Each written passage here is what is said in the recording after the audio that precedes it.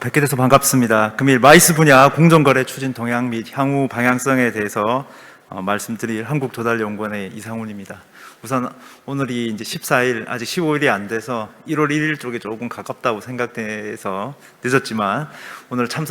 온라인, 오프라인으로 참석해 주신 모든 분께 새해 인사 한번 드리겠습니다. 여러분 이민년 새해 복 많이 받으시기 바랍니다.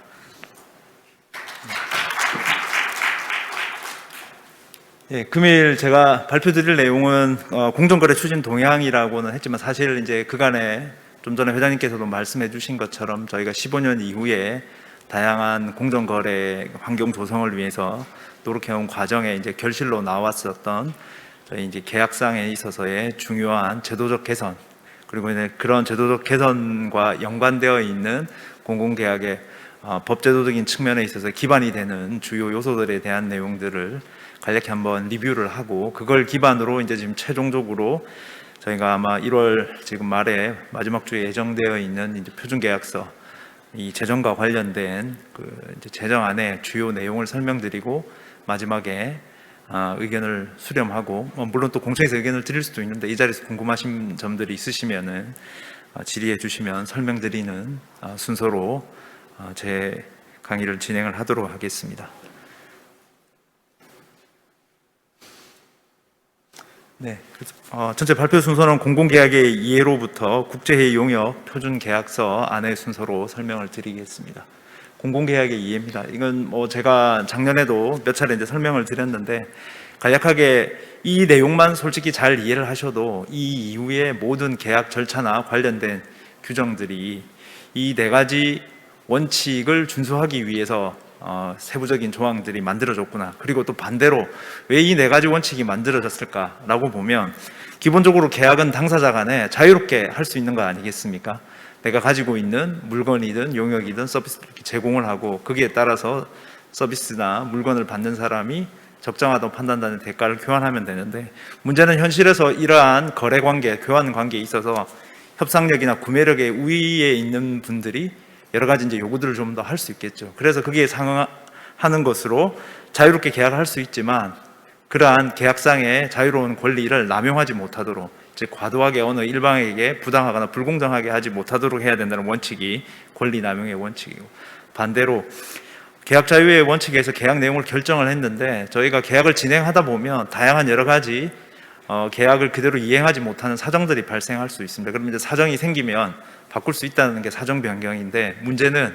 이러한 사정 변경을 내가 그때그때 내가 생각나는 대로 내 사정에 따라서 손바닥 뒤집듯이 바꿔버리면은 계약의 안정성, 이행의 이제 신뢰성이 담보가 되지 않으니까 정해진 계약의 내용에 대해서는 신의성실의 원칙을 가지고 성실하게 이행해야 된다. 이 네 가지 원칙입니다. 실제적으로 이 부분들이 그러면 왜 기본 원칙으로 나왔을까? 저희가 현안이 되는 사후정산이라든지 불가항력에서의 손해보상 문제라든지 이러한 내용들을 보면 이 네 가지 원칙들이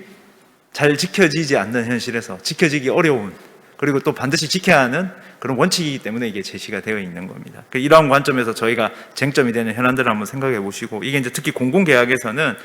조금 더 더해서 국민의 예산으로 집행되는 사업의 특성상 청렴하게 계약을 집행해야 되고, 특히 상호간에 여기 호혜평등이라는 부분을 국가계약법, 지방계약법 특별하게 더 규정하고 있는 그 사정이 저희가 있죠. 왜 그러냐면 국가나 지방자치단체는 계약상에 있어서 제가 말씀드린 대로 협상력이나 구매력에 있어서의 절대적인 우위에 있을 수 있기 때문에, 특히나 계약 상대자인 업체와의 관계에 있어서 호혜평등의 원칙을 가져야 된다는 거고, 마지막으로 이게 아무리 그 계약 상대자의 능력이 뛰어나다 하더라도 수의계약이나 이런 부분으로 진행되는 게 아니라 기본 원칙은 경쟁에 의해서 진행을 해야 된다라는 것이고, 이러한 이 원칙 아래에 따라서 국가계약법, 지방계약법과 관련해서 저희가 이제 초기에 이 국가계약법이나 지방계약법, 통칭 공공계약법이라고 하겠습니다. 이러한 규정에 있어서 일부 규정이나 조문들을 위배했을 때 실제 이제 대법원에 거의 한 20년 전에 이제 판례가 되겠죠. 이때 당시에서는 단순하게 일부 그런 규정을 위반했다는 것 자체로 그 계약이 무효가 되는 게 아니라, 해당하는 그 위반이 되는 그 법률 조문이나 규정에 원래 그 제정된 목적과 취지를 몰각할, 완전히 그 의미를 상실하게 할 정도의 위반이 아니라면 당사자가 자유롭게 합의한 내용을 함부로 부정하면 안 된다라고 했다가, 최근에 한 4, 5년 정도 되는 2017년 이제 판례를 보시면은 실질적으로 기본적으로는 20년 전에 판례하고 현재 이제 그 의견이 비슷합니다. 그러니까 이 시행령 4조에 저희가 이 부당한 특약에 대해서 설정하면 안 된다 되어 있고, 그 부분에 대해서 안 된다고 되어 있으나 그 자체로 바로 위반된 내용을 저희가 무효로 이렇게 함부로 판단하면 안 된다라는 이러한 판단이 주된 의견으로 유지는 되고 있지만, 아래쪽에 이제 소수 의견으로 나와 있는 거 보시면은 기본적으로 이 사적 자치와 계약 자유의 원칙이 이 국가계약, 즉 공공계약이 가지는 특성상 이 부분에 대해서 이걸 부당특약을 설정하면 안 된다라는 규정은 강행 규정이나 효력 규정 그 자체로 위반하면 안 된다라는 것을 해석하는 소수 의견들이 나오고 있습니다. 그래서 이러한 한 20년 사이에 있어서 이 계약 법령의 효력과 그리고 위반에 따른 그 해석이 조금씩이 아니라 크게 이제 좀 전환이 되고 있는 그런 상황이고, 그래서 이제 최근에 보시면은 국가계약법 5조가, 이건 제가 여러 번 말씀드렸는데 2019년 11월 말에 개정이 되면서 5조 사망이 이제 기존에 있었고, 거기에 이제 사항에 더해서 사망에 계약 체결할 때 이 법에서 정하고 있는 관계 법령에서 규정된 계약 상대자의 계약상 이익을 부당하게 제한하는 특약 또는 조건은 정해서는 안 되고, 이렇게 정해진 특약에 대해서는 무효로 한다라는 내용이 사항에 추가가 됐습니다. 그래서 이 내용이 결국은 아까 제가 17년에 대법원 판례에서 이 부분이 그냥 부당 특약으로 한다라고만 있으니까 해당하는 법률을 위반했을 때 그럼 그 부당 특약에 대해서는 어떻게 되느냐가 결국은 쟁점이 될 때는 결국 소송을 통해서 법원의 판단에 따라서 이게 유효될 수도 있고 또는 무효화될 수 있는 부분들을 아예 여기서 부당 특약이고 그 부당 특약은 무효로 한다라는 것을 선언적으로 강행 규정으로 규정을 해버렸습니다. 그리고 연동해서 저희 용역계약 일반 조건 제4조 3항에도 계약 상대자의 계약상 이익을 제한하는 특수 조건에 해당 내용은 효력이 인정되지 아니한다라는 게 4조에 명시가 되어 있습니다. 자, 근데 이제 이런 것들이 다 명시되어 있는데 실제 저희가 계약 실무, 계약 이행 과정에서는 여전히 많은 문제점들이 나타나는 것이죠. 근데 이제 이러한 부분들이 명시적으로 명문화돼서 계약 규정을 이제 위반하는 추세들은 많이 줄어가는 것들을 확인하실 수 있을 겁니다. 그러나 이 구체적인 해석에 따라서 이것이 계약 관련된 법령이라든지 예규라든지 여러 가지 지침을 위반한 것인지 하지 않는 것인지 쟁점이 될 수 있고, 그러한 부분들의 해석에 있어서 실제 현장에서 계약 관계에서 계약 상대자인 업계 쪽의 의견보다는 아무래도 발주자의 의견이 좀 우선시 될 수밖에 없고, 그러다 보니까 그게 잘 해결이 안 되면 여러 가지 이제 분쟁이 발생하고 이제 소송으로까지 갈 수 있기 때문에 저희 표준계약서 그 이전에 이제 공정거래 가이드라인에서는 그런 구체적인 어떤 계약 관계에서 발생할 수 있는 사항들과 관련해서 이 PCO 또는 마이스 용역에 특화되어 있는 어떤 판단의 그 기준이나 그 기준에 이제 기반해서 좀 표준적인 절차들을 제시하고 있고, 표준 계약서에서는 그것을 이제 조금 더 강행성을 가질 수 있도록 구체적인 계약 조건으로 반영을 하고 있습니다. 그래서 이러한 계약 법령이 이제 적용되는 것은 저희가 통칭 이제 공공계약 법령이라고 하지만 잘 알고 계시는 대로 계약의 이제 주체에 따라서 국가계약법, 그다음에 이제 지방자치단체 및 그 지방자치단체 산하의 이제 지방공기업 등을 중심으로 한 기관들에 적용되는 지방계약법, 그리고 저희가 통칭 공공기관이라고 이야기하는 공기업 준정부기관이나 이제 기타 공공기관에 적용되는 공공기관 계약, 이렇게 크게 세 가지 유형으로 나뉠 수 있는데, 뭐 크게는 국가계약하고 공공기관에 대한 계약은 국가계약 법령을 기본적으로 원준용하기 때문에 크게는 국가계약, 지방계약 나눠져 있고, 여기에 따라서 세부적인 규정과 절차들이 조금씩 다르다는 부분은 이제 수차례 설명드렸기 때문에 전체적인 현황을 이런 정도로만 말씀드리겠습니다. 그리고 용역계약 업무 처리 절차, 이 부분은 이제 제가 설명드리면서 세부적인 내용은 뭐 자료를 보시면 되기 때문에 말씀드리는 이유는, 저희가 입찰 공고 단계에서 어떤 용역을 포착하려고 하지 마시고 최초에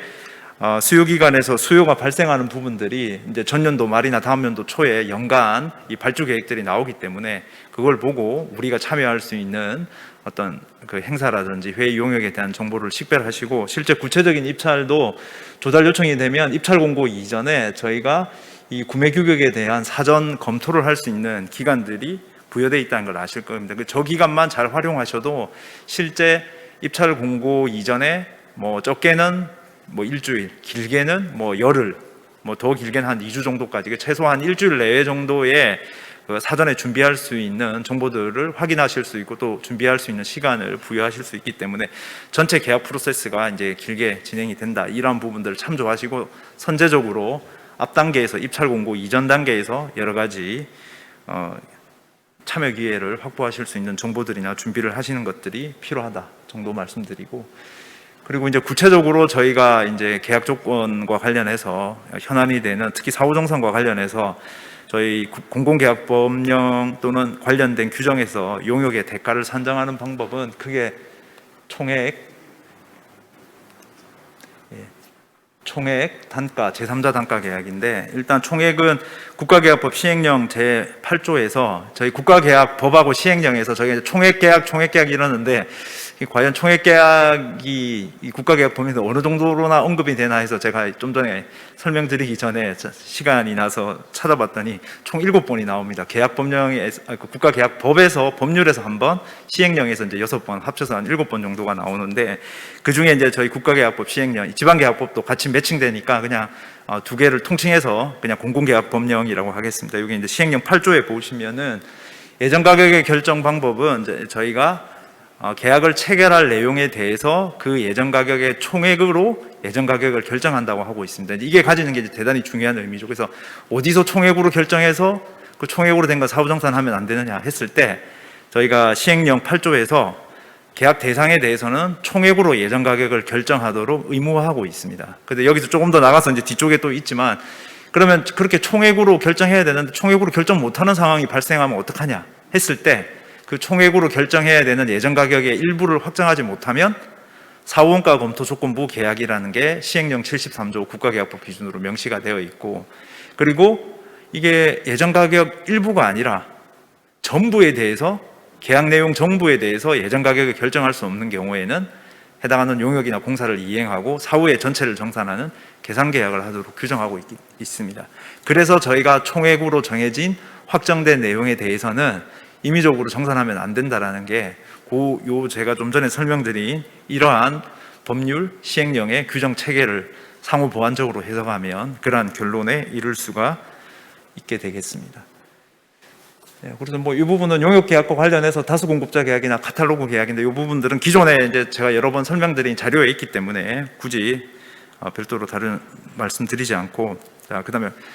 저희가 중요한 좀 전에 말씀드린 용역의 대가를 확정해서 지급하는 방법과 관련해서 이제 사후정산이랑 직접 연계되는 내용과 관련한 부분을 간략히 살펴보시면은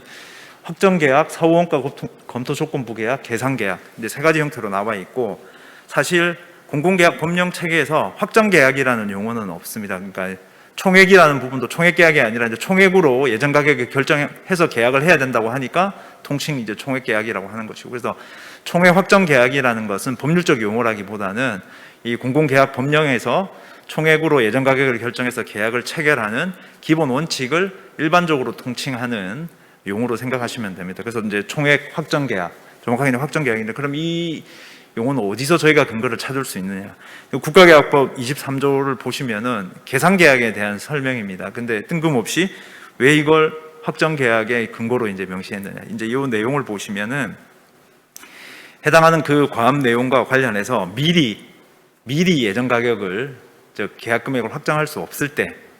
계산 계약을 한다고 되어 있습니다. 자, 그러면 이거를 저희가 이제 해석해 보면 어떻게 되냐? 원래는 아까 시행령 8조하고 연계해서 계약 내용 총액에 대한 부분을 확정해서 예전 가격을 결정해서 계약을 하게 되어 있지 않습니까? 이제 그런데 실제로 저희가 이제 계산 계약이 왜 생겼냐? 그렇게 할 수 없는 상황, 미리 정해서 계약을 하는 게 원칙인데 할 수 없는 상황이 되니까 그때 계산 계약을 해야 된다는. 그러면 이제 나머지 모든 조건은 뭐겠습니까? 기본적으로 미리 결정해서 확정해서 계약을 해야 된다는 것이죠. 그래서 확정 계약이 근거가 국가계약법 이제 23조가 되는 것이고, 그러나 이렇게 확정하지 못할 때 일부를 못하게 되면 사후 원가 검토 조건부 계약으로 일부 확정하지 못한 부분을 이제 사후에 용역이 완료되고 나서 또는 공사가 완료되고 나서 확정을 하고, 근데 계산 계약은 전부에 대해서 이제 못할 때 이렇게 진행을 하게 되는 것이죠. 그래서 이제 총액 확정 계약에 대한 근거는 기본적으로 이렇게 되고, 자, 그러면 여기에 대해서 당신들의 임의적인 해석 아니냐? 너무 계약 상대자에게 유리한 해석 아니냐? 그런데 저희 뭐 모든 법령 체계가 마찬가지지만 특히 계약 법령과 관련해서 저희는 파지티브 리스트, 열거주의를 채택하고 있죠. 네거티브 리스트라는 포괄주의가 아니라 그러니까 몇몇몇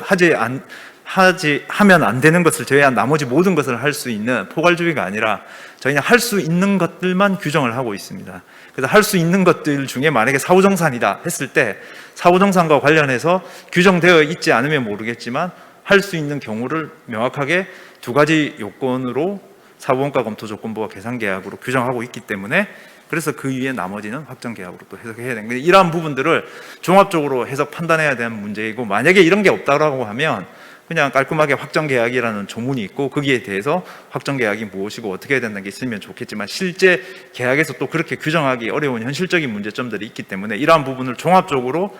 판단하시고 의견을 전달하실 수 있는 그러한 내적인 어떤 이런 준비들도 좀 필요하실 것으로 생각이 됩니다. 그리고 단년도 계약, 장기 계속 계약, 계속비 계약은 특별하게 자료로 기존에 여러 번 설명드렸기 때문에 별도로 설명은 안 드리겠습니다. 역시 계약을 할 때 단독 계약, 공동수급체를 구성해서 공동 계약하는 계약 상대자에 따라서는 이렇게 계약을 분류할 수 있고, 그리고 이제 저희가 일반적으로 이제 용역 계약했을 때 특히 이제 이벤트로 통칭되는 이런 이제 기타 행사 대행 용역은 적격 심사에 의해서 낙찰자를 선정하시는 것은 잘 알고 계실 겁니다. 그래서 기본적인 수행 능력에 그다음에 각각의 추정 가격 구간대별로 정해져 있는 낙찰 하한율 이상의 최저 가격으로 입찰한 그 업체부터 순차적으로 적격 심사를 해서 기준 적격 통과 점수를 획득하게 되면 낙찰자로 선정하는 적격 심사의 방법. 그다음에 2단계 경쟁 및 규격 가격 동시 입찰. 이 부분은 사실상 이런 행사 대행 용역이라든지 일반적인 용역, 특히나 저희 청소 용역이라든지 최저임금에 가까운 이런 인력 투입 중심이 되는 용역에는 이 계약 법령에서 아예 이런 지금 2단계 경쟁 입찰들을 하지 못하도록 규정을 하고 있고 일반적이지는 않은데 다만 이게 이제 발주처 입장에서는 특히 2단계 경쟁 입찰과 관련해서 일부 이 빈번하게 나타나는 건 아니지만 가끔 요즘은 많이 없는 것 같지만 규격 가격 동시 입찰을 하는 경우들이 많이 있습니다. 아니면 위쪽에 있는 2단계 경쟁 입찰도 있는데 이 부분이 규격 가격 동시 입찰을 하게 되면 저걸 이제 규격 가격 동시 분리 입찰이라고도 하는데 1단계 규격 입찰 및 가격 입찰을 할 때 이 규격하고 기술에 대한 부분하고 가격 입찰 두 개를 같이 그 입찰서를 내게 합니다. 내서 기술 적격자가 이 경우에는 한 개 업체만 나와도 가격 개찰을 할 수 있습니다. 그래서 개찰한 가격이 예정 가격 이하가 되면 그 해당하는 업체가 낙찰자로 선정이 될 수 있죠. 그래서 이제 이 부분은 사실상 규격 단계에 있어서 평가를 어떻게 하느냐에 따라서 경우에 따라서는 수의 계약과 같은 결과를 초래할 수 있고, 그리고 무엇보다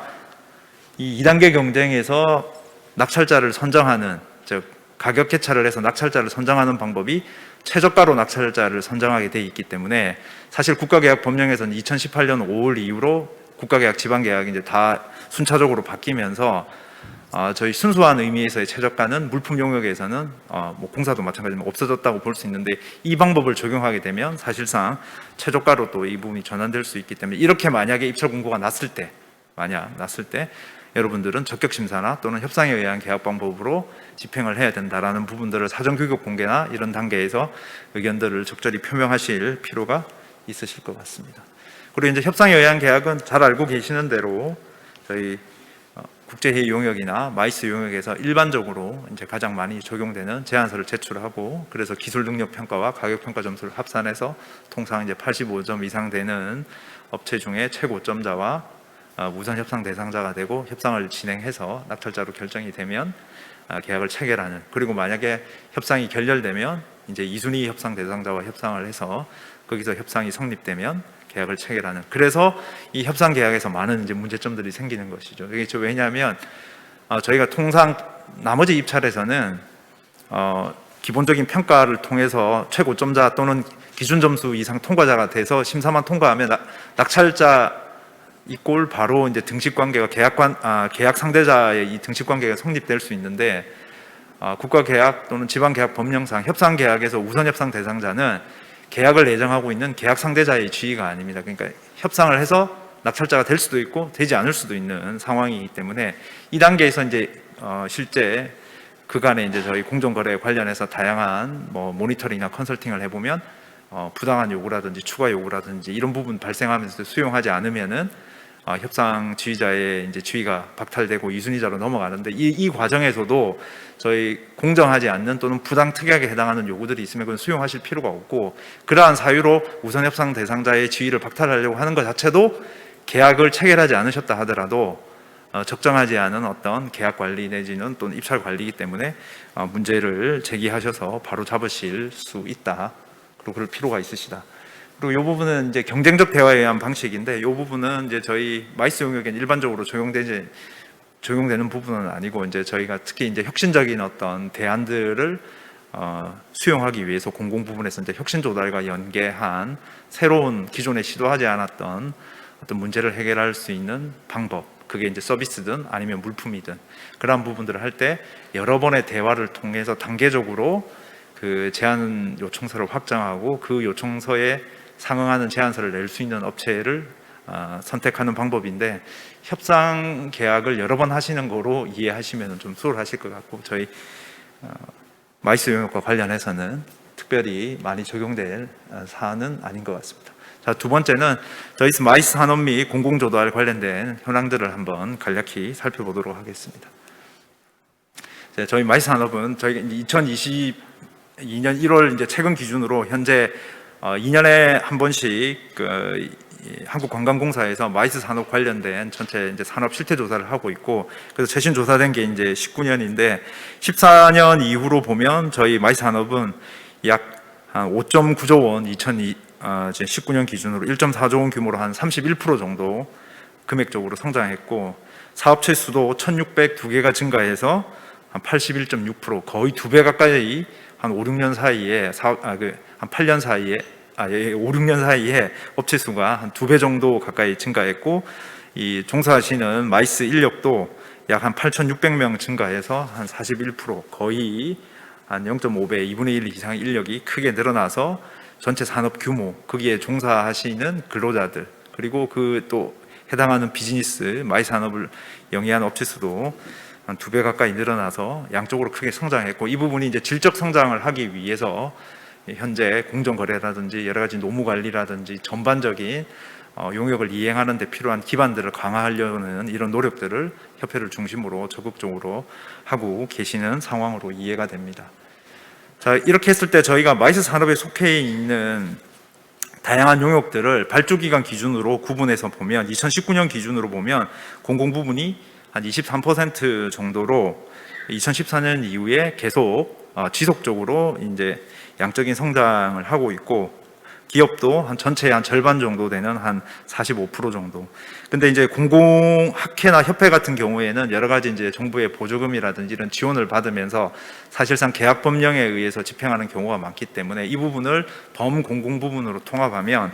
대략적으로 한 39.1%, 한 40% 정도가 공공 영역에서 여러 가지 이제 용역들이 발주되고, 이 부분에 대해서 저희가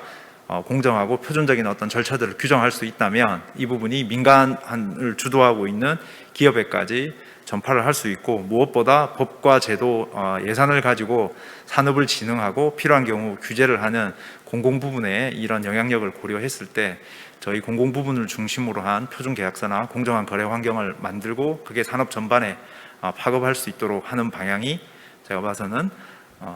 실제 영향력적인 측면에서도 그렇고, 실제 이제 그러한 부분들을 실효성 있게 추진하기 위한 추진의 주체로서도 적합하기 때문에 저희가 공공 부분에서 표준적인 계약 절차나 표준 계약서 제정 노력들이 활성화되는 것으로 이해가 됩니다. 예, 다음으로 그러면 이제 저희가 특히 이제 이런 질문들을 가끔 많이 하시더라고. 이게 뭐 여러 마이스 용역이 있는데 왜 국제회의 용역을 중심으로 이런 표준 계약서를 만드느냐. 뭐 그게 실무적이고 현실적인 여러 이유들이 있지만 기본적으로 저희 마이스 용역과 관련해서 가장 확실하게 법적인 근거를 가지고 있는 용역 분야 중에 하나가 국제회의 산업법으로 이제 통칭되는 저희 이제 이 법령에 기준을 해서 이 국제회의라는 부분들은 법률적으로 정의가 명확하게 되어 있고, 그래서 그 법적 근거에 따라서 해당하는 그 산업을 활성화하는 방법으로서 주된 용역에 대한 공정거래 기반으로서 저희가 이제 표준계약서를 추진하는 것이 가장 원칙적인 입장이고, 두 번째는 현실적으로 발주되는 현황들을 보시면은 물론 이게 이제 실무에서 이 세부적인 미팅이라고 구분된 세부적인 행사의 내용을 보면 여러 가지로 해석은 될 수 있겠지만, 일단 보시면은 전체가 2018년도 기준으로 대략 92% 정도, 그리고 2019년을 보면 92.3%로 전체가 미팅, 회의적 성격을 가지는 이런 용역들이 가장 많은 비중을 차지하고 있습니다. 그러니까 자연스럽게 국제회의 용역의 표준계약서를 만들게 되면 사실 국제냐 국내 회의냐 뭐 이런 부분을 굳이 구분하지 않더라도 전체 마이스 용역의 공통적인 어떤 계약사항에 있어서의 공통적 속성이 제가 개인적으로 판단하는 바 한 80-90% 이상은 되기 때문에 당연히 회의 용역에 대한 표준적인 절차들을 만들면 나머지 마이스의 다른 용역으로도 전파해서 적용할 수 있고, 현 상태의 규정들도 그런 필요 최소한의 공통적인 요소를 중심으로 규정했기 때문에 저희가 통칭이 이야기하는 그게 컨벤션이든 전시든 아니면 일반적인 뭐 이벤트든 전 분야에 다 확대 적용할 수 있는 안들이 되고, 그래서 먼저 추진하게 되는 이유가 될 것 같습니다. 그리고 저희가 이제 공공 부분에 있어서 특히 표준 계약과 관련해서 뒤쪽에도 나오겠지만 가장 적정하게 어떤 규정하고자 하는 내용 중에 하나가 일반 관리비율하고 이윤율에 대한 법정 계상률을 유지하고 저 부분을 임의적으로 발주자가 감행하지 못하도록 하는 이유가 이 산업에 대한 한국은행 기업 경영 분석 자료, 이거 제가 지금 자료를 만들다 보니까 지금 20년까지 업데이트된 자료가 있는데 뭐 전체적인 방향성이 다른 건 아니니까 설명은 뭐 달라지지는 않습니다. 그래서 이게 이 매출액 대비 일반 관리비나 영업이익률을 보면 마이스 산업이 기본적으로 저희가 15년, 19년까지의 평균만 보시더라도 대략 한 5배 정도에 가까운 산업 전반, 전체 산업보다 저희 마이스 분야가 요 기준으로 보시면은 대략 한 5배 조금 한 4.5배 정도 되는 일반 관리 비율이 대단히 높은 산업적 특성을 갖고 있습니다. 그리고 두 번째 영업이익률과 관련해서 보면 거의 한 3분의 1 수준 정도밖에 안 되죠. 전체 산업이 대략 한 5년 평균이 5.2% 정도 되는데 마이스 용역이 속해 있는 저희 기타 사업 지원 서비스업, 이 부분은 0.93%. 그러니까 지금 4분의 1이 채 안 되는 정도로 영업용률이 대단히 낮죠. 그렇기 때문에 이 부분이 공공 부분이 아까 범공공이 비율적으로도 한 40% 정도 된다고 말씀드렸는데, 그쪽에서 그 부분에서부터라도 최소한의 일반 관리 비율과 이윤율을 적정하게 보장해 주지 않으면은 그 결과 모여서 산업적인 이러한 어떤 구조적 특성을 반영하지 못하고 영업이익률 측면에서는 더 어려워질 수 있다. 그래서 적정한 대가 보장이 필요하다. 그래서 이제 표준계약서 추진의 필요성이 있고, 두 번째는 인건비 기준으로 해서 보시더라도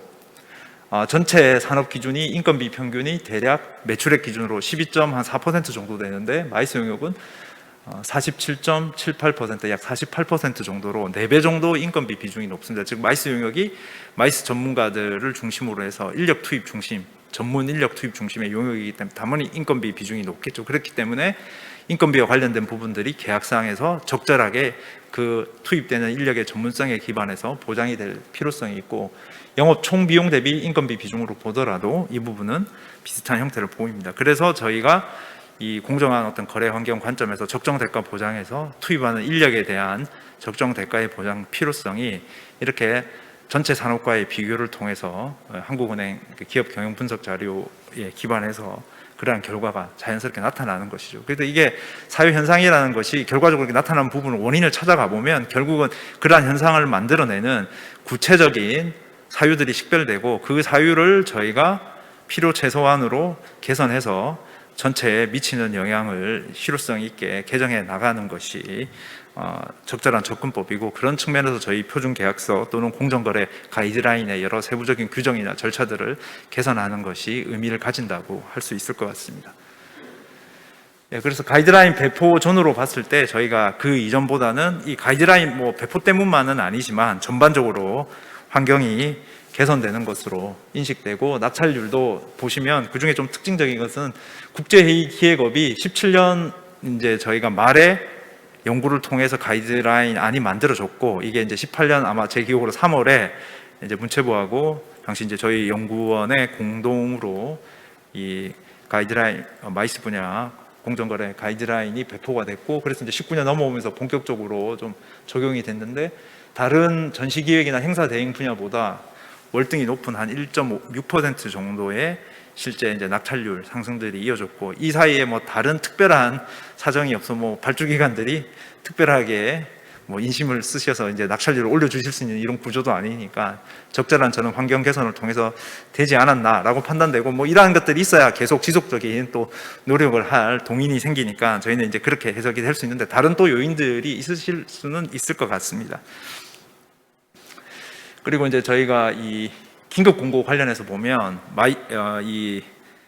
저희 공정거래 가이드라인 배포 전후로 긴급 공고가 한 4%포인트 정도 줄었습니다. 그래서 이거는 적지 않은 전체 비중으로 보면 한 10% 정도의 비중이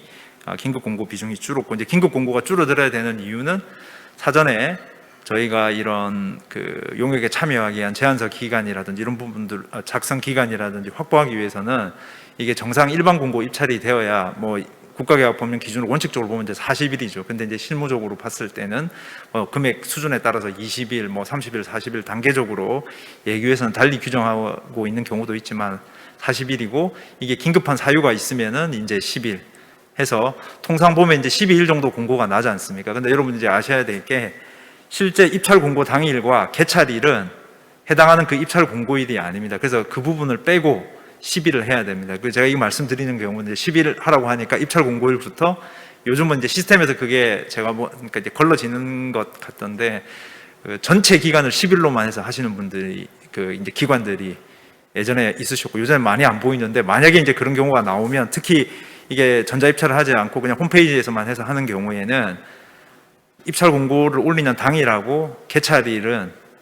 입찰 공고일에서 제외가 되는 겁니다. 그래서 10일을 맞추려고 하면 총 12일을 해야지만 10일에 맞아진다. 그 부분 이제 참고로 말씀드릴게요. 이게 이제 그렇게 줄어들고, 이렇게 하게 되면 실질적으로 긴급 공고를 하게 됐을 때, 이거는 이제 발주자 입장에서 한번 생각해 보셔야 되는 건데, 경쟁하는 업체는 한 3개 정도가 줄어들고 낙찰률은 1.7%. 그러니까 저희가 경쟁이 줄어들면 자연스럽게 낙찰률은 올라가고, 반대로 적정하게 경쟁이 이루어지면 그 경쟁의 결과 낙찰률이 이제 떨어진다라는 것이 일반적인 이제 경쟁의 결과로 저희 공공부문 계약과 관련해서 언급되는 내용인데, 이게 그대로 나타나는 거죠. 이게 발주기관 입장에서도 정상적인 공고를 하게 됐을 때 더 많은 업체들, 그중에 이제 더 좋은 업체들이 참여할 수 있다라는 것이고, 경쟁하게 되면 낙찰률 관점에서도 적정하게 확보될 수 있다. 그래서 이제 공공 부분에서 긴급 공고보다는 적정하게 일반 공고를 하시라는 그런 어떤 근거도 되고, 여러분들도 주장을 하실 수 있고, 그게 그럼 우리에게 뭐가 좋냐? 낙찰률이 올라가는 게 더 좋은 거 아니냐? 근데 그거보다는 적정하게 다수의 업체가 제대로 준비해서 입찰에 참여할 수 있는 기회를 확보하시는 게 조금 더 의미가 있지 않겠나라고 판단이 됩니다. 자, 세 번째는 이러한 과정에서 저희가 이제 전반적으로 공공 부분에서 공공계약 대상으로서 전 마이스 용역이나 국제회의 용역의 주요한 계약 요소와 이러한 형태의 그 계약 요소들을 통해서 저희가 우리 그 결과로 나타난 산업 전반의 결과와, 그리고 이제 공공 조달 과정에서 나타난 결과들을 한번 살펴봤고, 이러한 부분들이 이제 개선 또는 보완되는 구체적인 어떤 과정, 그간의 노력, 뭐 동향이라고 할 수 있을 것 같은데, 한번 살펴보시면은 기본적으로는 저희가 아까 2017년 말에 아까 말씀드린 대로 연구를 시작하고, 이제 그 이전에 15년부터 이제 PCO 협회를 중심으로 하셔서 업계에서 다양한 이제 노력을 하셨고, 그것들이 어떤 문서와 뭐 준 제도화되는 이제 첫 번째 시발점이 마이스 분야 공정거래 가이드라인이었고, 당시에 그게 이제 18년 3월에 가이드라인 형태로 나왔고, 당시 이제 협회와 주무부처인 문화체육관광부, 관광공사 등의 여러 이 관계기관들의 협조와 협의를 통해서, 특히 이제 조달청이 적극적으로 이 부분을 수용해서 조달청의 행사 대행 용역 계약 관리 지침이라는 이 지침을 만들어내게 되고, 이 부분이 이제 가지는 의미는 이 지침을 뒤쪽에도 조금 소개되어 있습니다만 보셔서 아시겠지만, 저희 공정거래 가이드라인의 내용의 상당 부분이 여기 대부분 반영되어 있습니다. 뭐 이거를 이 조달청이 만드시면서 당연히 이걸 카피하시지 않으셨겠죠.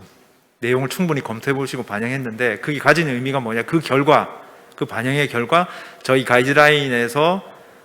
해당하는 표준적인 절차나 규정들을 제시하면서 거기에 여러 가지 사례들이나 그러한 규정을 절차를 제시하는 어떤 목적이나 가치, 의미들을 설명한 부분들하고 거의 대부분 일맥상통하게 규정들이 반영되어 있는 걸 확인하실 수 있을 겁니다. 그래서 저희들이 이제 주장하는 것들이 일반적으로 그냥 계약 상대자가 상대적으로 어떤 계약상의 약자의 위치에서 우리의 그냥 권리 구제를 이야기하기 위해서 뭐 이걸 흔히 말하는 민원으로 이렇게 이야기하는 것이 아니라 정당하게 법령과 관련된 규정에 근거한 내용을 바탕으로 상호 호혜적인 어떤 계약 관계를 형성할 수 있는 조항으로 만들어졌다는 거고, 이 두 개를 기반으로 해서 실제 협회에서는 이 부분을 조금 더 잘 활용하실 수 있게 마이스 공정거래 가이드라인 활용 실효성 확보로 위한 실무 활용서, 이 부분이 홈페이지에 올라가 있는 이 내용들이 다 홈페이지에 지금 업로드 되어 있고 그 협회 홈페이지에서 내용을 다 확인하실 수 있죠. 그래서 이걸 좀 더 실무적으로 활용하는 데 도움되도록 실무 활용서도 만들었고, 그리고 이거는 이제 문체부 지원을 통해서 한국 마이스 협회에서 이러한 공정거래 가이드라인 온라인 교육 자료로 만들어서 실제 온라인으로도 이 주요 내용들을 확인하실 수 있게 지금 이제 서비스가 되고 있죠. 그래서 이 부분도 PCO에서 먼저 시작하셔서 마이스 분야 공정거래 가이드라인 만들었지만 마이스 협회에 소속되어 있는 또 다수 국제회의 용역 PCO를 제외한 나머지 마이스 분야의 여러 회원사들이나 용역 분야에도 적용할 수 있다라는 걸 이제 여기서 범용성이 있다라는 걸 확인하실 수 있고, 마지막으로 2단계까지는 사실상 공고적인, 즉 생각이나 문화를 이제 저희가 바꾸는 공고적인 효력, 법적인 구속력은 없었었던 거죠. 물론 법적인 정당성도 있고 그리고 거기에 대한 충분히 내용적인 신뢰성, 타당성이 있었지만 실제 이걸 수용해야 되는 것은 업계보다는 실제 대가를 지불하고 용역을 발주하는 공공기관의 구체적인 행동의 변화를 일으키기 위해서는 이 발주기관의 담당자들도 법적인 어떤 근거가 있어야지만 기존과 다른 어떤 그게 개선이 됐던 보완이 됐던 그러한 규정을 담은 계약 절차나 내용들을 이행할 수 있는데, 그렇게 하기 위해서는 아무래도 이런 공고적인 문서나 뭐 강의 뭐 이런 식으로 해서는 어렵겠다. 그래서 저희가 이제 2020년 말부터 21년 한 5월까지 해서 자 그럼 이건 표준 계약서라는 것을 만들고 이걸 조금 법제화해서 공고적 효력을 뛰어넘는 법적인 어떤 구속력이 있는 이러한 형태로 우리가 표준적인 절차에 대한 부분들을 이 공정거래와 관련해서 만들어보자, 기반을 만들어보자 해서 이제 표준계약서 안을 제정을 하게 됐고, 이제 이게 아까 이제 말씀드린 대로 1월 이제 마지막 주 이제 금요일 날 공청회를 진행하면서 거기 이제 또 의견이 나오면 그걸 두루 모아서 최종적으로는 문화체육관광부에서 이 부분을 이제 고시화하는 이러한 절차를 밟을 것으로 예상이 됩니다. 이거 확정된 건 아니고 제가 봤을 때 되고, 만약에 이제 그 단계까지 가게 된다면 사실상 저희가 공공 부분에서 법 제도적인 측면에서 업계와 주무기관에서 하실 수 있는 거의 대부분은 이제 저는 됐다라고 보여집니다. 그래서 이제 기반적인 측면에서는 됐고, 앞으로 이제 실행하는 과정에서 제대로 이제 이 착근할 수 있도록, 착근 참 이건 이제 한자니까 뿌리를 내릴 수 있도록 하는 부분들이 이제 필요하고, 그 과정에서는 뭐 제가 이건 마지막에 당부 말씀으로 드리려고 했는데 중요한 것은 이렇게 이제 만약에 이제 법제화돼서 최소한의 고시화가 되면 그 이후에는 실제로 누가 더 이 부분에 대해서 신경을 쓰시면서 잘 이행하려고 노력하셔야 되냐면, 공공기관은 당연히 뭐 법적 근거가 만들어지게 되면 그걸 적용받는 상황에서 특별한 의문을 표하시지 않으실 겁니다. 뭐 의견이 있으시면 반영해서 이제 규정화되면 여기 표준계약서에 있는 대로 하실 텐데, 그럼 저 내용에 걸맞도록 실제 계약 상대자로서 업계에서도 아까 신의성실의 원칙에 따라서 적절하게 계약을 잘 이행하시는 게 이 표준계약서에서 보장받는 여러 권리나 그 대가에 상응하고 그럴 만한 자격이 있다, 이런 부분들을 또 인정받으시겠죠. 그래야 앞으로 또 개선할 내용이 있을 때 적극적으로 제도 개선이 이루어지지 않을까라는 생각에 뭐 당부 겸 저 부분들이 잘 됐으면 하는 바람에서 제가 말씀을 드렸습니다. 자, 그래서 이제 이러한 부분에 그럼 표준계약서 안에 뭐가 들어가느냐 했을 때 아까 말씀드린 대로 저희가 현재 공고적이지만 또는 중앙조달 대상에만 제한적으로 영향을 미치지만 이제 조달청의 공식적인 이제 좀 법적 구속력이 있는 문서죠. 조달청에 중앙조달 요청되는 부분에까지 적용은 됐는데, 이제 전체 일반화되는 형태로까지 표준계약서 안에 들어가는 내용이 어느 날 갑자기 하늘에서 뚝 떨어진 게 아니라 가이드라인부터 그 다음에 그 가이드라인에 또 기반해서 주무부처인 기재부나 행안부의 여러 가지 유권 해석이나 이런 공문들을 통해 갖고 그 이전에 어느 정도 그러한 형태로 표준화하고 제도화하는 부분들에 대한 정당성들이 타당성들이 확인됐었던 것이죠. 그래서 여기 이제 사전 질의에도 이 부분들이 내용이 나왔던데 저희가 입찰 후 정산 적용과 관련해서 이거는 이제 기재부가 그 이제 관련된 공고 공문을 전체 기관에 보내면서 이제 유권 해석했던 건데 보시면 사후정산은 사후원가 검토 조건부 개혁, 사후정산 특수조건부 계약 포함은 입찰 전에 적용 대상 원가 검토 기준 및 절차를 정하여 입찰에 참가하고자 하는 자가 열람할 수 있도록 해야 된다. 해서 여기도 기본적으로는 사후원가 검토 조건부 계약. 그런데 이제 여기에 만약에 사후정산을 하도록 하는 총액 계약이라 하더라도 사전에 이런 기준과 절차를 먼저 밝히고 해야지 사후에 입찰 공고 이후에 이렇게 요구하면 안 된다는 내용들을 밝히고 있고 부당하게 일반 관리 비율하고 이윤율을 조정하면 안 된다라는 부분들에 대한 것들도 관련된 이제 시행 규칙이나 이런 부분들을 통해서 명확히 입장을 밝히고 있고 그다음에 용역 전체 비목에 대한 사후원가 검토 이 부분은 계산계약에 의해서 국가계약법 23조 아까 계산계약에 대해서 미리 가격을 정할 수 없는 경우에만 할 수 있도록 되어 있는데 이것을 임의적으로 그리고 그 적용할 수 있는 대상에 대해서도 이미 법률하고 시행령에 명시가 되어 있습니다. 근데 저거 이외에 이런 해당되지 않는 마이스 용역의 총액에 대한 계산 계약과 같은 용역 전체 예산에 대해서는 하면 안 된다라는 거 이미 규정하고 있고 그 다음에 계약 금액에 대해서 그 대가를 구성하고 있는 일부를 계약 상대자에게 협찬이라든지 뭐 기부라든지 이런 것들을 확보해서 충당토록 하게 하는 이러한 요구도 부당하게 하면 안 된다라는 것들을 저희가 주장하는 게 아니라 물론 시행령 예규 또는 법률 또는 그 행정 규칙인 계약 예규에 있음에도 불구하고 제대로 안 지켜지는 부분에 대해서 다시 한번 명확하게 주무부처에서 해석을 해서 공고를 했고 이러한 내용들이 이제 저희 다 반영이 되어 있고 현재 행자부의 유권 해석도 동일 사안에 대해서 동일하게 이야기를 하고 있고 무엇보다 저희가 좀 의미를 가지는 것은 이게 당시 이제 2014년인데 이 이후에 뭐 이 유권 해석이 바뀐 게 아니기 때문에 여기 보시면은 확정 계약의 원칙상 이건 제가 쓴 게 아니라 이 유권 해석 자료에 있는 겁니다. 그러니까 확정 계약의 원칙상 경비 부분에 대한 사후정산은 바람직하지 않음. 불가피한 경우 계약 조건에 사전 반영하고 사후정산을 할 수 있을 것이나 계약 상대자에게 의무만을 부담하는 경우에는 국가계약법 시행령 4조 당시에는 아까 19년 이제 11월 이전이니까 14년이니까 무효로 한다는 규정은 없고 그 부당한 특약을 설정하면 안 된다. 부당한 특약에 해당된다라는 것을 저때 행안부에서도 이미 저렇게 규정을 해석을 하고 있습니다. 그래서 이제 저희가 이게 이제 가지는 의무가 뭐 사후정산을 할 수 있냐 없냐 이걸 떠나서 일방에게만 부담을 요구하면 안 된다는 거죠. 만약에 이런 또 정산 요건이 있을 수 있습니다. 근데 저희는 지금 총액으로 확정된 이제 금액을 초과하는 추가로 지출한 부분에 대해서는 사후정산을 해주지 않지 않습니까? 계약 금액을 초과하는 집행이 해주지 않는데 만약에 이런 경우가 있을 수 있겠죠. 했을 때 뭐 이제 당사자 간에 합의가 됐든 어쨌든 불가피하게 계약 금액을 넘는 당초의 예정 가격의 범위를 넘어서는 지출이 이루어졌고 그 지출이 정당하게 당해 용역이나 계약을 이행하는 데 필수적인 비용이었다면 그걸 인정해주는 정산 조건과 반대로 그 이제 계약 내용이 포함되어 있으나 뭐 사용이 명확하게 확인되지 않았고 그 부분은 분리해서 반납을 한다 하더라도 계약 상대자의 대가 보상 측면에서 문제가 없다면 그건 또 공공 부분에 적정한 어떤 예산 관리의 효율을 기하기 위해서 또 정산이 돼야 되는 부분이 있기 때문에 이걸 대등하게 이렇게 한다. 그럼 가능할 수도 있겠죠. 근데 여기 핵심은 뭐냐? 이 모든 정산 제가 본 정산 조건에 추가로 쓴 비용은 무조건 이제 집행하지 않는 것은 기본이고 그걸 전제로 하고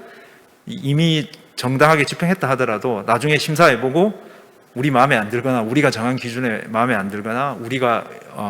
원가 검토를 의뢰한 기관이 마음에 안 들면 그냥 그 부분에 대해서는 회수하겠다. 먼저 이렇게 하시는 거예요. 근데 제가 한 4, 50개 정도를 이렇게 쭉 실제 그 정산 내역들을 살펴볼 기회가 있어서 보니까 대부분은 그 사후원가 검토 조건부, 그 사후원가 검토를 위한 그 이제 원가 검토 보고서 용역 정도, 비용 정도가 정산된 경우가 대부분이시더라고요. 물론 그 중에는 이제 억울하게 언론에 이제 보도가 되는 케이스도 있지만, 그러니까 이게 실제로 현장에서도 되게 형식적으로 좀 운영되는 측면이 없지 않아 있기 때문에 그런 부분을 생각해 봤을 때 이러한 어떤 해석들이 가지는 의미를 다시 한번 해석해 볼 수 있을 것 같습니다. 그리고 무엇보다 그럼 실제로 이렇게 공정하게 하면 뭐가 좋아질 건가? 라는 어떤 그런 결과가 나타나느냐. 앞쪽에 일부 뭐 낙찰률이 상승하고 이런 부분이 있는데 보다 직접적으로 이거는 이제 협회 차원에서 정기적으로 모니터링 하시면서 공공에서 발주되는 용역에 대해서 이제 사전 규격 검토 단계에서 협회 차원에서 문제가 있는 것들에 대한 의견을 제시하시는 것을 저희가 이제 19년도 데이터를 통해서 보시면은 일단 일반적인 그 발주되는 용역보다 협회에서 공정거래 가이드라인이라든지 관련된 법령 예규 등에 따라서 기준해 봤을 때 이거는 좀 문제적 요소를 포함하고 있다고 해서 개선 보완 의견을 낸 입찰건들을 보시면은 전반적으로 이 불공정 그런 지금 부분들이 실질적으로 불공정한 요소를 없애서 전부 그 의견을 반영해서 개선한 경우에 투철자 수는 한 3.3개사 정도 됩니다. 근데 상대적으로 일부 반영하거나 미반영한 경우 건보다 이게 높게 나타나고, 그러니까 즉 이 투철자 수가 늘어나고 좀 공정해지기 때문에 늘어나고, 낙찰률은 미반영한 것보다 1.5% 정도 낮게 나타납니다. 즉 미반영하게 되면 더 불공정 환경에서 참여 기회가 제한되고 경쟁이 제한돼 버리면 낙찰률이 약간 높아진다는 그 부분들이 실질적으로 여기 협회에서 문제가 있다고 판단하셔서 의견 낸 거에서 수용 안 하고 그대로 불공정한 상황으로 가게 되면 똑같은 결과가 나온다라는 거죠. 업체는 참가하는 업체는 줄어들고 낙찰률은 올라가는. 그래서 공정한 환경을 만들게 되면 그게 단순히 공정한 어떤 그 계약 관리나 입찰 관리를 받는 계약 상대자인 업계만 좋은 게 아니라 발주기관에게도 적절하게 경쟁성을, 아까 공공계약의 원칙상 경쟁의 원칙도 확보하실 수 있고 청량한 계약의 결과로 예산 운영의 효율성도 기하실 수 있는 그러한 결과들을 가지고 온다라는 걸 통계적으로 저희가 확인할 수 있습니다. 그래서 최근 3년간 마이스 용역의 평균 투철사 수가 이제 5.6개사인데 모니터링 대상 용역은 이거보다 2.4개가 적은 한 3개 정도 나옵니다. 그러니까 역시 불공정한 요소를 담고 있다고 판단되는 부분들에 대한 입찰이 일반 그러지 않은 입찰보다는 역시 경쟁을 또 저하시키는 이러한 문제들이 있을 것으로 판단됩니다. 자, 그래서 제가 시작을 아까 한 15분, 약 한 20분 정도 늦게 했기 때문에 저한테 이제 배정되어 있는 시간이 원래는 3시까지였고 그 이후에 한 20분 이제 질의응답 시간이었는데 지금 시간상 제가 지연된 시간만큼 그대로 다 쓰면은 일정에 좀 문제가 있을 것 같기 때문에 한 15분 정도, 15분까지 이제 표준계약서 안 주요 내용들을 설명드리고 그 이후에 한 10분에서 15분 휴식 시간이 조금 있으시니까 질의응답 받는 거로 하고, 혹시 이 자리에서 이제 충분히 질의응답이 이루어지지 않는 것은 저희 1월 말에 이미 아마 관광공사에서 공지가 된 것으로 알고 있는데 공청회 때 의견을 주시거나 아니면 협회를 통해서 언제든지 자유롭게 또는 뭐 개인적으로 제 연락처를 협회 통해서 확인하셔서 질의해 주시면 또 제가 응답을 드릴 테니까 그런 정도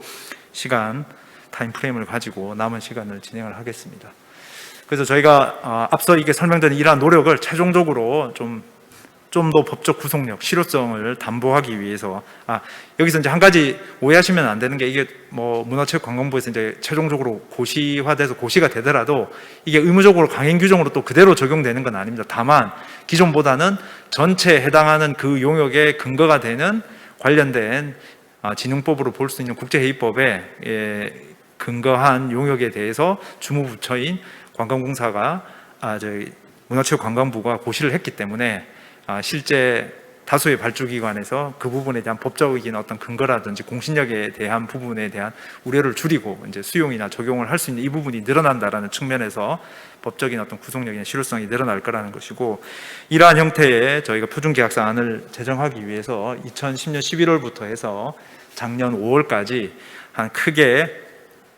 4단계로 구분되는 과정에서의 한 5차례의 전문가 자문회의, 2차례의 당시 이제 코로나가 여러 가지 지금하고 비교할 수 없을 정도로 좀 엄혹한 상황이었기 때문에 대면으로 충분하게 의견 수렴할 수 있는 기회가 좀 제약은 됐으나 2번 정도 소규모 온오프라인 이제 설명회를 진행을 했고, 관련된 이해관계자들 의견, 특히 발주기관도 초안이 저희가 나온 이후에 1차 개선안을 바탕으로 해서 공공부문의 발주기관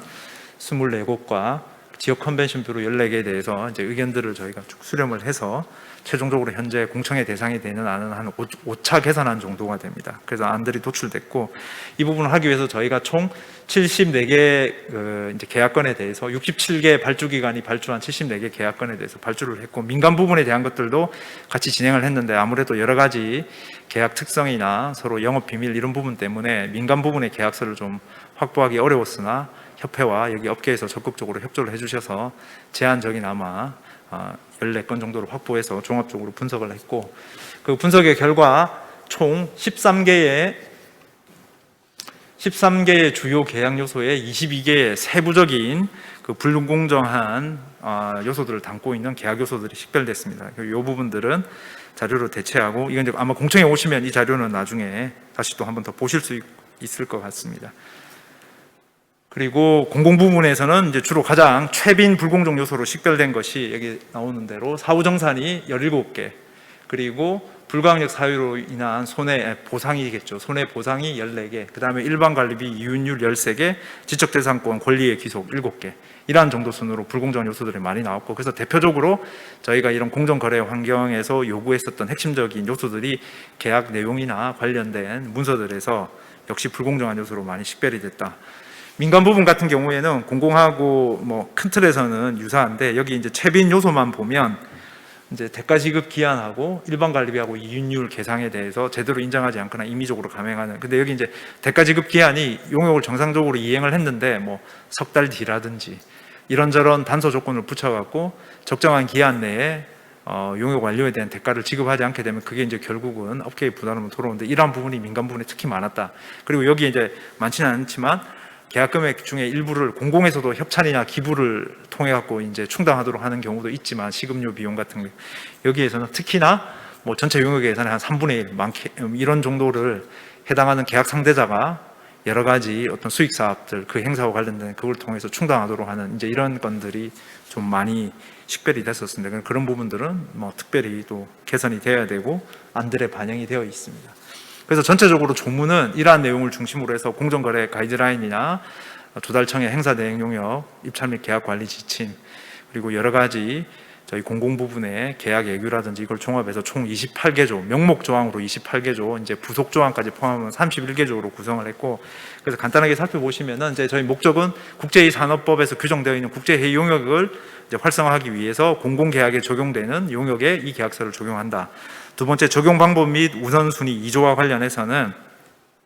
이 부분이 현행 계약 예규나 여러 가지 특수 조건과 동일한 지위에서의 효력을 가지고, 그게 이제 상충하는 경우에는 여러 다양한 계약 문서가 상충하면 이 계약서에 있는 내용을 우선적으로 적용한다. 그리고 이제 정의는 한 16개 정도 저희 계약 실무상에서 다양하게 서로 혼용될 수 있거나 서로 다른 의미로 해석될 수 있는 발주자와 계약 상대자가 16개를 표준적으로 공통적으로 합의할 수 있는 내용으로 정의를 했고, 그리고 이제 계약 문서에 자의적으로 발주기관이 특히 이 여러 가지 계약 문서나 계약 조건을 추가해서 나중에 계약상 부당 특약이나 이런 문제가 발생하지 않도록 했고,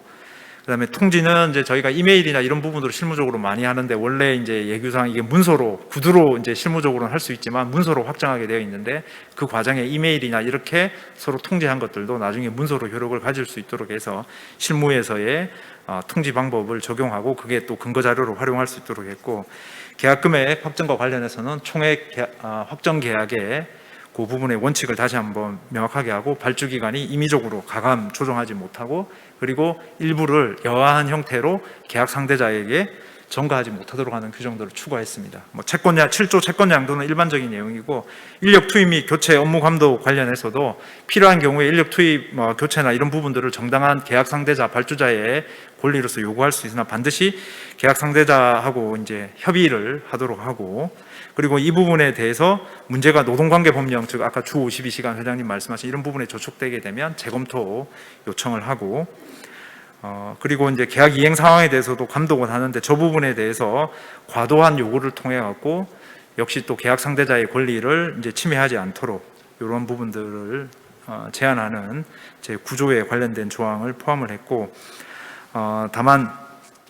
이 부분이 저희가 요 계약 이행 상황 감독과 관련해서 하도급 업체에 대한 그 하도급 부분에 대한 부분을 발주자의 어떤 그 관리 감독 사항으로 포함을 했는데, 이 부분에 대해서는 이제 저희 마이스 용역이나 국제 용역 특성상 일반적인 하도급과 달리 협력업체의 형태로 운영되는 부분들의 특수성이 있기 때문에 정의에 이걸 반영하고 일반적인 하도급과 달리 제안서 또 제안 평가를 통해서 그 부분이 검증이 되면 그것은 발주자가 승인한 것으로 가름하는 이러한 내용을 포함했으나 하도급 관련해서 약간의 쟁점은 있을 수 있겠다. 그리고 휴일 및 야간 근무 이제 요구하게 되면 반드시 협의해야 되고, 이것도 노동관계 법령 52시간 초과되는 부분에 대해서는 문제가 있으면은 이 부분에 대해서 그 재검토 의무를 발주기관에 주고, 그리고 추가적인 과합대가, 연장 근로수당을 지급할 수 있도록 그렇게 했고, 11조, 12조, 13조 이 부분은 이제 여러 가지 물가가 변동이 되거나 과합 내용이 변경되거나 기준임금 등이 변경되면 거기에 따라서 계약 금액을 조정하는 부분들이 예규에 명시되어 있으나 제대로 안 되는 부분들을 여기에 명시하고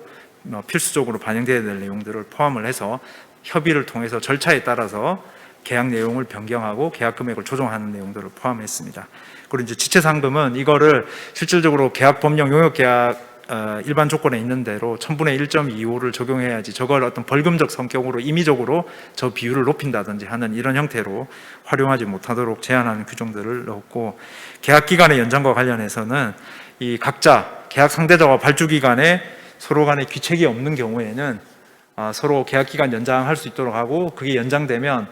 필요한 실비에 대해서는 그 기간 연장된 범위 내에서 발생한 비용에 대해서는 요거를 이제 보장을 대가를 지급하는 걸 보장해주는 계약 금액 조정 조항을 명시를 했습니다. 그리고 검사는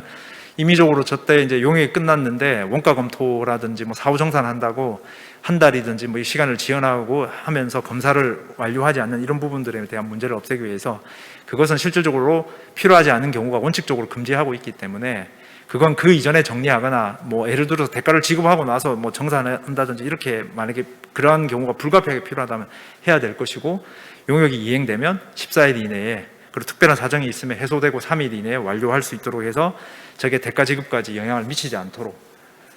그렇게 검사 규정을 했고, 그 다음에 이제 일반적인 손해와 관련해서 잠시만. 예. 네, 그리고 이제 일반적으로 발생한 부분에 대한 어떤 손해에 대해서 포괄적으로 그 용역 기간 전체에 발생한 손해와 관련해서 배보상 책임을 계약 상대자에게 이렇게 전가하는 이런 문제를 없애기 위해서 그 귀책이 있는 사유 부분에 대해서만 책임을 지도록 하고, 포괄적으로 계약 상대자에게 저 책임을 지도록 하는 부분을 제한을 했고, 그다음에 불가항력 사유가 생겼을 때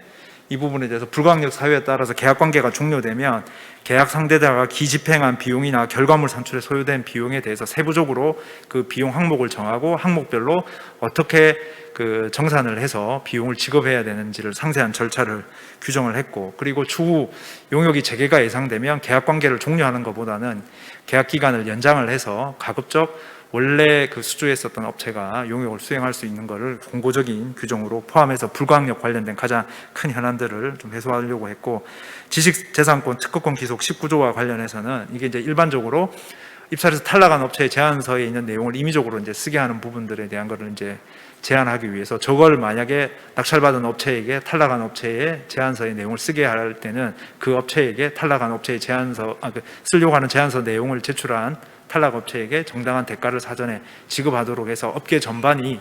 저런 부분들에 대해서 보호를 받을 수 있도록 했습니다. 그리고 총회 확정 계약에서 사후 정산 절차 관련해서 이 부분은 원칙적으로 금지한다라는 것이 규정에 명시적으로 반영을 했습니다. 그러나 이제 필수적으로 제한적으로 필요한 것은 사전에 그 기준과 절차를 밝히고 제한적으로 실행할 수 있도록 하고, 그리고 사후 정산을 하더라도 어떠한 경우에도 전체 총액에 대해서는 정산하지 못하도록, 그리고 입찰 공고 이후에 이러한 어떤 요구 조건을 하지 못하도록. 다만 이거는 이제 의견이 총액 확정 계약에서 사후 정산 절차라고 하다 보니까 이거 총액 확정 계약에서도 정산할 수 있구나 라고 오해를 할 수 있다라는 이제 그런 우려들이 있으신데, 이 부분은 저희가 원칙적으로 금지하는 규정을 명확히 세부 조문에서 명시하고 있기 때문에, 그러나 또 불가피하게 필수적인 부분들은 또 실행해야 될 필요성이 있기 때문에 그 부분에 대한 절차를 규정한다라는 그런 어떤 의미에서 내용을 이해를 하시면 될 것 같습니다. 그다음에 이제 대가 지급 같은 경우에는 알고 계시는 대로 5일 내에 검사가 완료돼서 검사 영수증을 첨부해서 하면 5일 내에 지급해야 되는데, 저게 만약 추가하게 되면 5일을 추가할 수 있는데 적어도 그냥 추가하는 게 아니라 특약을 정해야 됩니다. 당사자 간에 합의를 해서 정하지 않고 우리 마음대로 그냥 5일 넘어서 10일 주고 이렇게 하면 안 되기 때문에 그런 부분들을 저희가 더 명확하게 규정을 했고, 그다음에 하도급 대금 지급하기에는 이거는 계약 상대자 입장에서 하도급 관계든 아니면 뭐 협력업체 관계든 실질적으로 원 계약자인 그 계약 쌍방인 발주기관과 계약 상대자 사이에 적정하게 공정한 어떤 계약이 완료가 되면 대가가 지급이 완료됐기 때문에 그러한 대가 지급의 결과가 협력이나 하도급 업체에게도 적정한 기한 내에 관련된 절차들을 통해서 대가들이 정상적으로 지급되는지 확인하는 규정들을 포함했고, 그 다음에 23조부터는 계약 상대자의 책임 있는 사유로 인한 계약의 해제 해지, 사정 변경에 의한 계약의 해제 해지, 계약 상대자에 의한 계약의 해제 해지인데, 이 부분은 위에 있는 거는 일반적으로 이제 예규에 있는 내용이고, 그렇게 했을 때 계약 관계가 종료되면 거기에 따르는 실질적인 실비를 이제 보상하거나 일반 관리비를 지급하는 이러한 이제 규정들을 포함했고, 무엇보다 계약 상대자 입장에서 현저하게 계약 기간이 줄어들어서 계약 금액이 줄어들어갖고 그 계약을 실제 이행할 그 실익이 없을 때, 요것도 예규의 조건들이 명시되어 있는데 그 경우에는 계약 상대자가 그 계약을 종료할 수 있는 그 권한도 명확하게 명시를 했습니다. 그리고 이제 용역의 정지 같은 경우에 발주기관이 임의적으로 용역을 정지할 수 없도록, 요거는 예규에서도 구체적인 이제 조항이 한 4개 정도가 추가됐는데, 그 부분에 대해서 4개 구체적인 조항에 대해서 용역을 정지할 수 있는 그 사유를 명확하게 해서 임의적으로 발주자 판단에 따라서 용역 정지되고 그에 따른 어떤 피해가 손실이 계약 상대자에게 미치지 않도록 제한하는 규정을 포함을 했습니다. 그리고 기술 지식 이용 및 비밀 엄수 요 관련해서는 이 사업 목적 달성을 위해서 발주기관과 계약 상대자가 서로 상호간에 동의를 받고 거기 있는 내용들을, 기술 지식을 서로 공개하고 활용할 수 있도록 했고, 무엇보다 이게 당해 용역의 결과물로서 나온 어떤 기술 지식 비밀이라 하더라도 그 용역을 통해서 산출된 기술 지식 비밀이 아니라 해당하는 계약 상대자가 그 이전에 보유하고 있던 그 해당하는 계약 상대자의 기술 지식인 경우에는 당해 용역에서 활용했을 때 그 부분에 대한 대가는 또 지급할 수 있도록 그 규정을 포함했고, 그다음에 26조는 이건 이제 계약 상대자 입장에서 제가 아까 마지막 당부 말씀드린 건데 실제적으로 이런 피해 사례도 많이 있는 걸로 나오고 있습니다. 즉, 이 계약 상대자가 이제 입찰 시점에 이제 낙찰자 선정 단계에서 여러 가지 낙찰자로 선정되기 위해서 또는 우선 협상 대상자로 선정되기 위해서 다양한 어떤 제안 내용들을 막 제안을 하고, 그리고 그 제안에 상응하는 대가를 현저히 낮춰갖고 이제 우선 협상 대상자가 되고 기술 협상을 해서 이제 낙찰자가 돼서 계약을 하고 난 다음에 실제 계약하는 이행 과정에서 발주기관하고 여러 가지 이제 마찰이나 분쟁, 갈등이 생기면서